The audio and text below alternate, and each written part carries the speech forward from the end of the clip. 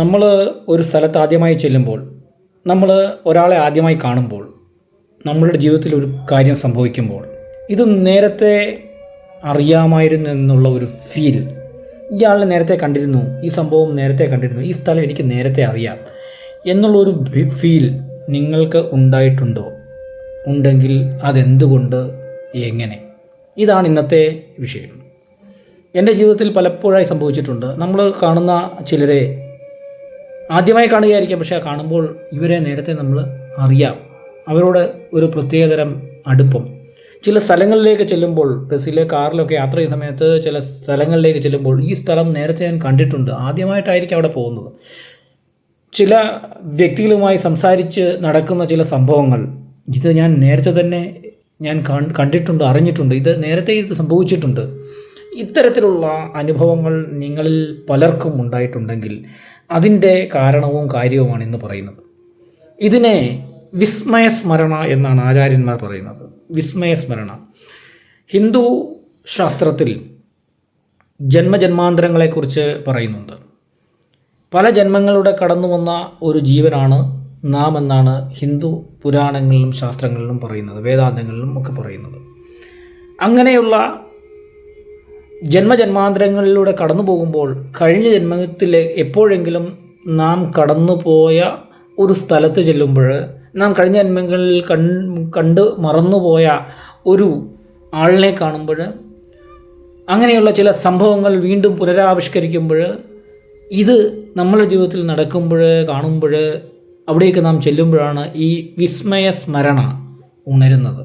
അതുകൊണ്ടാണ് നമ്മൾ ആദ്യമായി കാണുന്ന ആളെ നേരത്തെ പരിചയമുണ്ടെന്നും, ആദ്യമായി ചെല്ലുന്ന സ്ഥലത്തെ ആ കാര്യങ്ങൾ അത് നമുക്ക് നേരത്തെ അറിയാമായിരുന്നുവെന്നും, നമ്മുടെ ജീവിതത്തിൽ സംഭവിക്കുന്ന ഒരു കാര്യത്തെക്കുറിച്ച് നേരത്തെ തന്നെ നാം എവിടെയോ അറിഞ്ഞിട്ടുണ്ട്, കണ്ടിട്ടുണ്ട്, ഒരു പക്ഷേ സ്വപ്നത്തിലായിരിക്കാമെന്നാണ് എല്ലാവരും വിചാരിക്കുന്നത്. ഈ വിസ്മയസ്മരണയുടെ ചില പ്രത്യക്ഷ ഉദാഹരണങ്ങളാണത്. ഏതാണ്ട് 99% ആൾക്കാർക്കും ഈ വിസ്മയസ്മരണയുണ്ട്.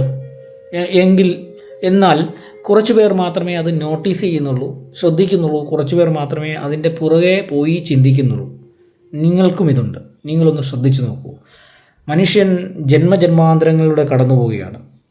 അവൻ്റെ ജന്മജന്മാന്തര സ്മൃതിയെ, ഓർമ്മയെ നിലനിർത്തുന്നത് അവൻ്റെ ചില പ്രത്യേക കർമ്മങ്ങളാണ്. അവൻ കഴിഞ്ഞ ജന്മങ്ങളിൽ എവിടെയോ എപ്പോഴോ ചെയ്തു പോയ സഞ്ചിത കർമ്മങ്ങൾ എന്നാണ് അതിന് പറയുന്നത്. ആ സഞ്ചിത കർമ്മങ്ങൾ അവനിലൊരു പ്രത്യേക വാസനയും സ്വഭാവവും ഒരു സംസ്കാരവും രൂപപ്പെടുത്തിയിട്ടുണ്ട്.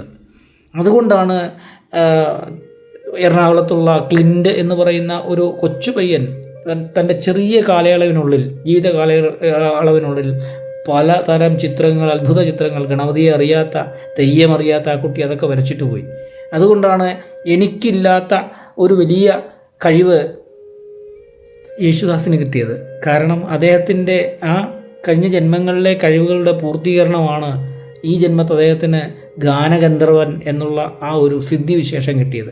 അതുപോലെ ഓരോരുത്തർക്കും അങ്ങനെയാണ്. ഇനിയും അത് തുടർന്നുകൊണ്ടേയിരിക്കും. നിങ്ങളെ തന്നെ ശ്രദ്ധിച്ചു നോക്കൂ. നിങ്ങൾ ചെല്ലുന്ന ചില സ്ഥലങ്ങൾ നിങ്ങൾക്ക് മുൻപേ പരിചയമായിരിക്കാം. നിങ്ങൾ കാണുന്ന ചില വ്യക്തികൾ നിങ്ങൾക്ക് മുൻപേ പരിചിതരായിരിക്കാം. ആല്, നാൽക്കവല, അരയാൽ, അതേപോലെ കാവുകൾ, ചില സംഭവങ്ങൾ, ഇതൊക്കെ നിങ്ങൾക്ക് നേരത്തെ പരിചയമായി തോന്നാം. ഒന്ന് ശ്രദ്ധിച്ചാൽ നമ്മുടെ അനേക ജന്മങ്ങളുടെ ഒരു ഉദാഹരണം നമുക്ക് പെട്ടെന്ന് തന്നെ മനസ്സിലാക്കുവാൻ സാധിക്കും.